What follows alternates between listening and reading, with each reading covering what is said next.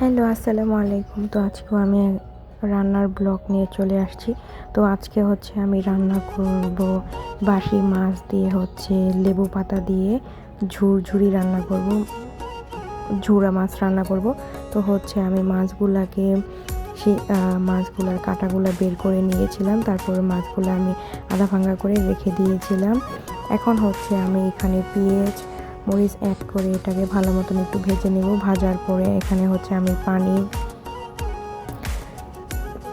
Add করে তারপরে হচ্ছে আদা রসুন বাটা, গুঁড়া মরিচের গুঁড়া আর হচ্ছে লবণ দিয়ে এটাকে ভালো মতন কষাবো।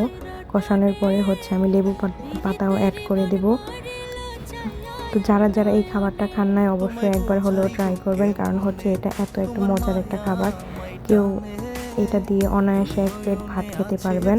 যাদের মুখে রুচি নাই তারা হচ্ছে এই খাবারটা অন্তত পক্ষে একবার খেয়ে দেখেন। খুব ভালো একটা মজার একটা খাবার এটা হচ্ছে। এভাবে ঝুরা মাছটা হচ্ছে বাসি মাছ করেও খাওয়া যায়। আগের দিন লবণ দিয়ে রাখবেন, তারপরে হচ্ছে পরের দিন এই মাছটা হচ্ছে এভাবে ঝুরঝুরে করে রান্না করবেন লেবু পাতা দিয়ে, দেখবেন অনেক মজা লাগবে। তো আমি হচ্ছে এখন মাছগুলোও অ্যাড করে দিলাম। অ্যাড করে দেওয়ার পরে এটা হচ্ছে আমি ভালো মতন কষাবো। আর ঝুরঝুরি মাছে হচ্ছে আমি কোনো পানি রাখবো না, একেবারে শুকনো শুকনো করব। শুকনো শুকনো করলে এটা খেতে অনেক মজা লাগবে।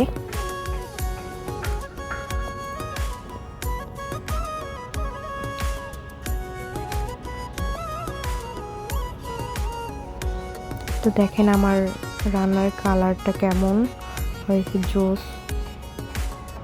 অন্ততপক্ষে আমি খাইনি, খাওয়ার আগে আমি হচ্ছে বয়স দিচ্ছি, কিন্তু এটা এত মজার একটা খাবার, মানে জিভে জল আসা পড়ে এই খাবারটার জন্য। তো আপনারা একদিন ট্রাই করলেন। আর যারা যারা এই খাবারটা খেয়েছেন অবশ্যই আমাকে কমেন্ট করবেন, আর যারা যারা খাননি তারাও কমেন্ট করেন।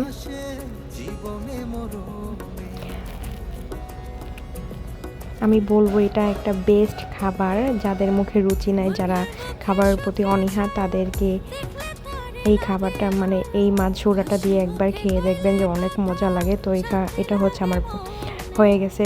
আপনাদের সাথে কথা বলতে বলতে আমার রান্না প্রায় এটা হয়ে গেছে। এখন হচ্ছে আমি রান্না করব ইলিশ মাছের মাথা আর নেজ দিয়ে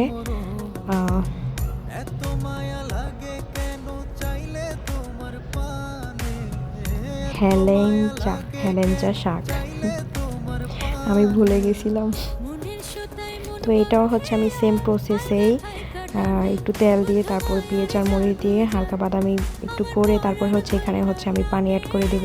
আর যেভাবে মানে রান্না হয় ঠিক সেই রকমভাবেই আমি এটাও রান্না করব। এটাও ভালো মতন কষিয়ে তারপরে হচ্ছে মাছগুলো আগে অ্যাড করে তারপরে হচ্ছে শাক দিয়ে ভালো মতো রান্না করতে হবে।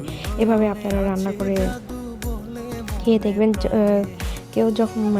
কেউ যদি হেলেঞ্চা শাক না খেয়ে থাকেন তাহলে আপনারা এটাও একবার ট্রাই করে দেখবেন। এটাও হালকা একটু তিতা তিতা লাগবে, কিন্তু এটাও খেতে অনেক মজার খাবার। তো আপনারাও সবাই একটু ট্রাই করে দেখেন। তো এটা সেম প্রসেসে ওভাবেই রান্না করতে হবে। এটাও বেশি ঝোল রাখা যাবে না, এটাও হালকা পরিমাণে একটু ভিজা ভিজা টাইপের রাখতে হবে। এটা খেতে অনেক মজা লাগে। তো এই তো আমার রান্না একবার হলেও আপনারা এটা ট্রাই করে দেখবেন, অনেক মজার।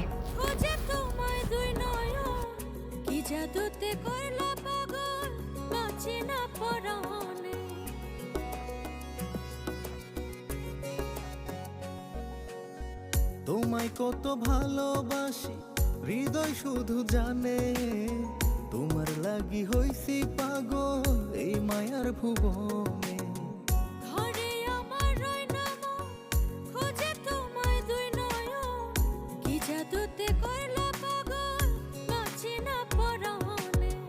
এত মায়া লাগে কেন চাইলে তোমার পানে, এত মায়া লাগে কেন চাইলে তোমার পানে। মনের সুতাই মন বন্ধে আলগা থাই কাটানে, বন্ধু মায়ার জাদু জানে আমার পরাণ ধইরা টানে। পিরিতেরি বান মারিল চায়ার